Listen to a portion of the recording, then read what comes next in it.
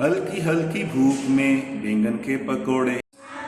अस्सलाम वालेकुम फ्रेंड्स, कैसे हैं आप? उम्मीद करता हूं कि आप सभी दोस्त खैरियत से होंगे। अल्लाह ताला आप सभी को शादो आबाद रखे और तमाम आफातों बलियात और मुसीबतों से आपकी हिफाजत फरमाए। मेरा नाम है आमिर और आप देख रहे हैं मेरा YouTube channel family food corner, जहां पे मैं आपको मज़े की ऐसी आसान रेसिपीज़ बताता हूं जो घर में आप आसानी से बना सकते हैं।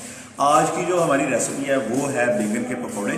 बहुत आसानी से बन जाते हैं और बड़े मज़ेदार भी होते हैं। तो देखते हैं ये कैसे बनेंगे। बैंगन के पकौड़े बनाने के लिए हमें चाहिए 2 अदद दरमियाने साइज़ के बैंगन। इनको इस तरह बारीक बारीक काट के हल्का सा नमक लगा के 10 मिनट के लिए रख देंगे। 3/4 प्याली बेसन, 1 चम्मच खुश्क धनिया, आधा चम्मच नमक, आधा चम्मच पिसा हुआ गरम मसाला, आधा चम्मच ज़ीरा, आधा चम्मच सुरख मिर्च, आधा चम्मच दड़ा सुरख मिर्च और आधे से भी थोड़ी सी कम चम्मच अजवाइन। तैयारी के लिए सबसे पहले इसमें बेसन डाल लेंगे और बाकी जो इंग्रेडिएंट्स मैंने आपको बताए थे वो इसमें मिक्स कर लेंगे। नमक चला गया, दड़ा मिर्च और सुरख मिर्च चली गई, ज़ीरा चला गया, इसमें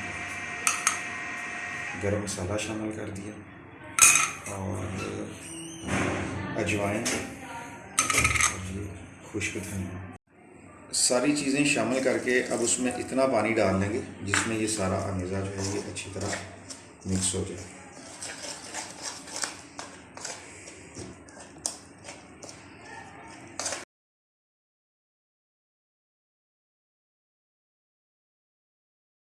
अब आपने जो अमेज़ा तैयार किया और वो जो आपने बैंगन काटे हुए थे वो 3-4 पीस इसमें इस तरह करके डाल दें और ये दोनों साइडें इसकी इस तरह करके अच्छी तरह पकोड़े निकाले हैं। तो ऑयल जो है वो ऑलरेडी गर्म है, अब इसमें डाल देते हैं।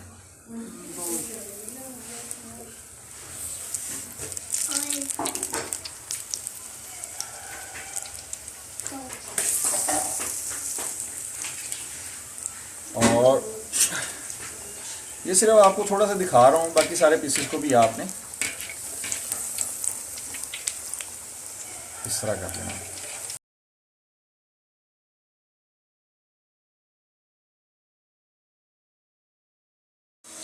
अब ये तकरीबन पक के रेडी हो चुके हैं। अब इनको प्लेट में सर्व करने के लिए निकाल लेते हैं।